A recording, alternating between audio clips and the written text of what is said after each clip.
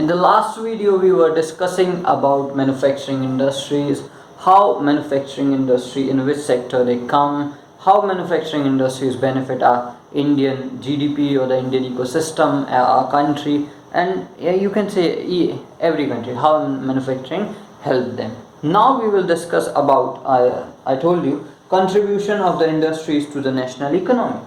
National economy में India या India और कंट्रीज़ का तो खैर अपन को अभी जानकारी लेनी भी नहीं है, यूपीएससी थोड़ी पढ़ रहे हैं यार, अभी जब जरूरत आएगी तो उस पर भी हम आपकी चर्चा कर देंगे गांजे जैसी इसमें। ठीक है, ठीक, क्या पढ़ना है भैया? Contribution of the industries to the national economy. आप पिछले कुछ सालों में देखेंगे, लास्ट 2 डिकेड्स में क्या देखेंगे भैया? पिछले 2 डिकेड्स में, एक डिकेड मतलब क्या होता है? 10 साल, तो 2 डिकेड मतलब क्या होगा? 20 साल। ठीक, खा गई, क्या से खा गया यार ये बंदा, अलग ही लेवल पे था यार, मतलब बिना कुछ बोले इतना रुपया कमाना, जितना मैं अपनी 100 वीडियो में फूक चुका हूँ उतना उसने बिना बोले कमा लिया। खैर अपना अपना टैलेंट है। पिछले आप 2 डिकेड मतलब 20 सालों में देखेंगे, जो मैन्युफैक्चरिंग इंडस्ट्रीज है इनका शेयर हमारे जीडीपी में कितना है? 17%। 17% शेयर है मैन्युफैक्चरिंग, यहाँ लगाना चाहिए था, मैन्युफैक्चरिंग इंडस्ट्री का। आप समझिए एक तरीके से, फॉर एग्जांपल हमारे यहाँ बहुत सारी इंडस्ट्रीज़ हैं, अलग अलग चीज़ों की मैन्युफैक्चरिंग इंडस्ट्रीज हैं, तो टोटल कंट्री मान के चलो 100 रुपया कमाती है, तो 100 रुपये में से 17 रुपये कमा के कौन देता है? इंडस्ट्रीज़ कमा के देती। खैर हमारे यहाँ टूरिज़्म से भी पैसा आता है, होटल से भी पैसा आता है, और भी बहुत, टैक्स से भी 4% 5% पैसा टैक्स से भी आता है, तो टोटल 17% है। जिसमें आप देखेंगे जो हमारे यहाँ टोटल इंडस्ट्री हैं, including mining, ginning, spinning, weaving, Koring, ये सारी इंडस्ट्री मिला के एक टोटल शेयर कितना है जीडीपी में भैया इनका? ये है आपका 27%। 27% शेयर है स्टिल अभी किसका? मतलब जो ये आपकी और इंडस्ट्रीज आती हैं, माइनिंग, कोरिंग, इलेक्ट्रिसिटी, गैस वाली, ये सारी इंडस्ट्रीज का शेयर टोटल कितना है? 27%। तो आप मान के चलेंगे, तो जिसमें से ये 27% कैसा बटा हुआ है? ए लिया 17% किसने लिया है? मैन्युफैक्चरिंग इंडस्ट्री ने, और बाकी 10% का किसने लिया है? इलेक्ट्रिसिटी वाले हैं, गैस वाले हैं, माइनिंग वाले हैं, कोरिंग वाले हैं।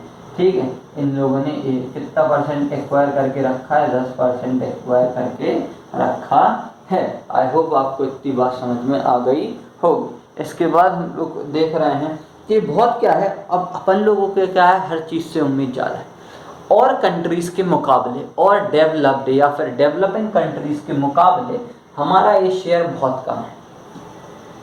हम लोग का भी 17% है प्राण लोगों का, ये शेयर बहुत कम है और कंट्रीज़ के मुकाबले। और कंट्रीज़ों में ये जो शेयर होता है ये लगभग 25 से 30% तक होता है।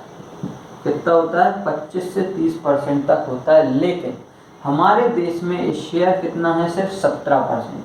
तो ये ड्रॉप है। ठीक है, 2003 के हमारे अच्छा एक और चीज़, हमारे देश में ग्रोथ रेट कितना है? हमारे देश में ग्रोथ रेट कितना है भैया? ये है अपना 6 से 7%। ये अपना ग्रोथ रेट कितना है भैया अपने देश में? 7% है। कब से? 2003 से। 2003 से ग्रोथ रेट कितना है भैया किसका? इंडस्ट्रीज का 6%। 6 से 7% मान लो, ठीक है, लेकिन बीच में होता है ऐसा, एक बार में थोड़ी निकालते। ये 2003 से। चाहिए कितना है? मोस्ट वांटेड मुंडा, वांटेड है सलमान खान का नहीं, वांटेड है चाहना, वो वांटेड तो बेकार थी। ठीक, चाहते कितना है अपन? 12%, मतलब दुगना। पिछले कुछ सालों में आप देखोगे हमने ये रेट कहाँ पहुँचा दिया है? 9%। हमने पिछले कुछ सालों में रेट कितना पहुँचा दिया है? 9 से 10% तक लगभग पहुँचा दिया है 2003 के बाद से। अब इसमें क्या, कैसे पहुँचा दिया है? इसमें मदद किसने करी होगी? गवर्नमेंट की स्कीम्स, मतलब गवर्नमेंट ने करी है, मतलब गवर्नमेंट खुद थोड़ी, मोदी जी खुद कहेंगे हम कपड़ा बनाना कल से चालू कर देंगे। गवर्नमेंट की जो स्कीम्स आती हैं कि आप यहाँ पे मैन्युफैक्चरिंग इंडस्ट्री सेटअप करिए, यहाँ पे आपको टैक्स नहीं लगेगा, यहाँ पे आपको रॉ मटेरियल इजीली अवेलेबल हो जाए, यहाँ पे हम आपसे बिजली फ्री में दे देंगे, फलाना ढिकाना। गवर्नमेंट स्कीम की वजह से ये क्या होता है भैया, इनने अपना सेटअप करा है, 9% तक कर लिया है हमको, लेकिन चाहिए कितना है बाहर, अभी भी 3% की कमी है, वो 3% हम लोग पूरा कर देंगे। इसके बाद क्या आता है भैया, NMCC, क्या पढ़ने वाले हैं हम लोग, NMCC। NMCC तुम लोग कहोगे इसका नाम क्या है, गाड़ी का क्यूबिक सेंटीमीटर इंजन, तो लग नहीं रहा, बिल्कुल नहीं लग रहा। इसका मतलब है नेशनल मैन्युफैक्चरिंग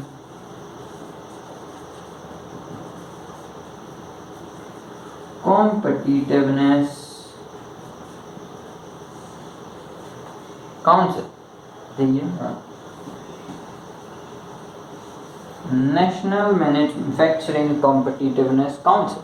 देखो जैसे इलेक्शन कराने के लिए इलेक्शन कमीशन ऑफ इंडिया है, वैसे इंडस्ट्रीज को देखने के लिए कौन है, national manufacturing competitive council, NMCC है। NMCC को क्यों बनाया गया भैया, क्योंकि ये जो 12% ग्रोथ रेट है, ये अब्बा दे के थोड़ी जाएंगे, एक काम कौन करता है, NMCC देखता है कि ये चीज़ बढ़े। NMCC का काम ही होता है कहाँ पे इंडस्ट्री लगेंगी, कैसे इंडस्ट्रीज को फ़ायदा हो पाएगा, कैसे इंडस्ट्री आगे बढ़ पाएंगी, ये सारा काम किसका होता है, NMCC का ही होता है। NMCC को ही ये सारी चीज़ें क्या करनी पड़ती हैं भैया, देखनी पड़ती हैं कि ग्रोथ रेट हमको क्या पहुंचाना है, 2030 तक 12% लगभग पहुंचाना है।